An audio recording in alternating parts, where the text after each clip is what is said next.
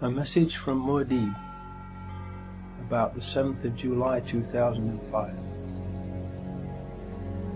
Dear viewer, I hope this finds you well, in good spirit and having a good day. Regarding the 7/7/2005 terrorist attacks in London, let us look at the facts and see what we were told and compare them. Then, using Occam's razor and common sense, let us see what conclusions are to be drawn, so we can all understand what most likely really did happen that day. First chapter, title: Mock Exercises and Bomb Hoaxes in the Run-Up to 7/7/2005. More than a year before the 7/7/2005 attacks, on the 16th of May 2004, an edition of the BBC One Panorama programme broadcasted a mock exercise, imagining what would happen if a terrorist attack was executed in London in the near future, consisting of 3 explosions on tube trains in the London Underground and 1 explosion on a road vehicle. The following excerpt from the BBC programme gives us a good idea of why this programme was made. If there are now bombs going off above ground, in this case a lorry being attacked, it could happen anywhere. So the potential for mass panic across not just the capital but the whole country is very much with us. I think therefore we need to look at more serious measures. We do have reserve powers in effect to take over the BBC if we were to wish to, and to get them to broadcast whatever we wanted them to broadcast. Those powers are there in the Broadcasting Act. My advice to the Prime Minister would be not to use those, but I think we should be talking to the broadcasters about having the Prime Minister on the air very quickly. You wouldn't disagree with that, Michael, at all? No, I entirely agree that the Prime Minister should be out there, and we shouldn't be using the powers to bring in the BBC, but we should certainly be talking to the broadcasters about the way in which the coverage is going to be organised. Please note well that he said the coverage is going to be organised. In other words, he was saying that they would write the script for and then edit and control the media coverage of an event in which there were 3 explosions on London tube trains and 1 on a road vehicle, if such an event were to take place in the near future. The question that begs to be asked is this: was that what they were actually in the process of planning, and precisely the reason for that programme? This is the kind of terrorist attack the government repeatedly says is going to happen. We've been absolutely clear, we can't guarantee that there will never be an attack. It's quite likely that they're planning one now. I am wondering about the purpose and effect of this very programme. This BBC Panorama programme appears to have been used by those behind the 7/7/2005 attack as the means by which the media's response to the attack in the near future was studied, so it could be controlled and directed towards their own ends. Mr. Price plays the bad cop and issues the threat of taking over control of the BBC, and then Mr. Portillo plays the good cop and says that there is no need to do that as long as the BBC behaves itself and broadcasts whatever they want them to. The good cop, bad cop scenario is just theatre, to deceive the viewer. The reality is that the BBC is a government propaganda machine and is already, and always has been, controlled and used by the government. The headlines at 9 o'clock. In the past hour, there have been 3 major explosions on the London Underground. The first occurred at 8:10 on the Piccadilly line between Knightsbridge and Hyde Park Corner.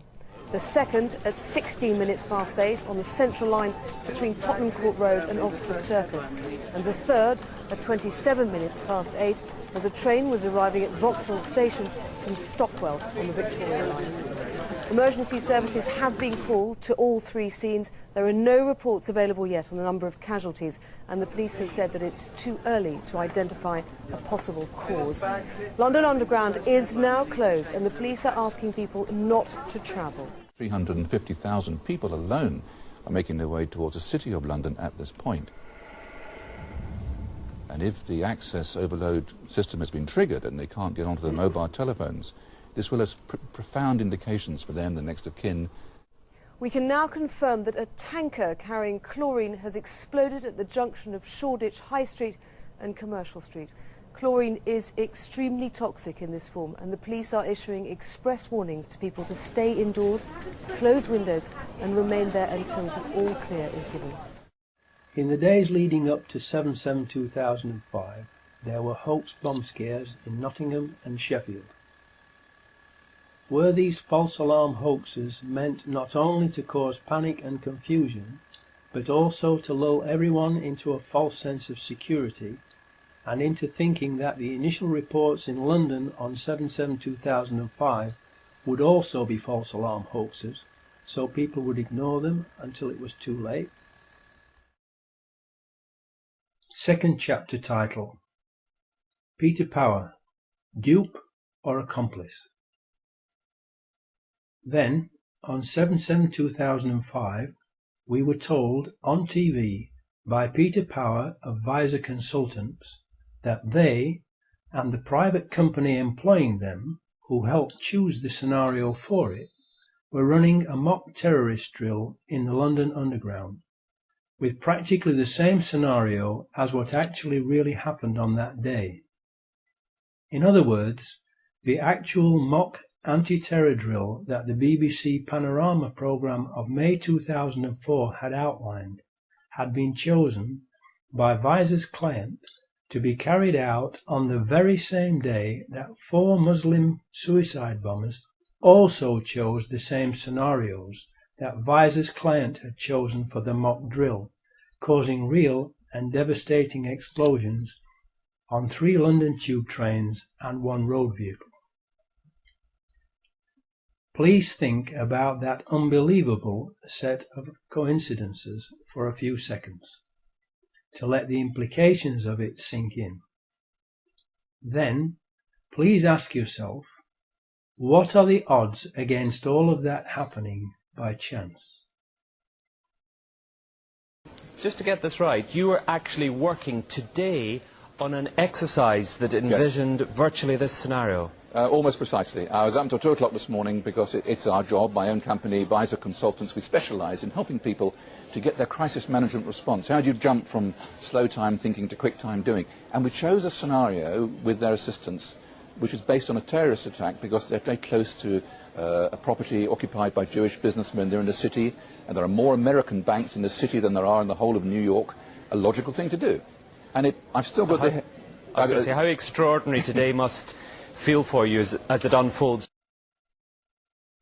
In his TV video clip, Peter Power states that their customer helped to choose the exact scenario.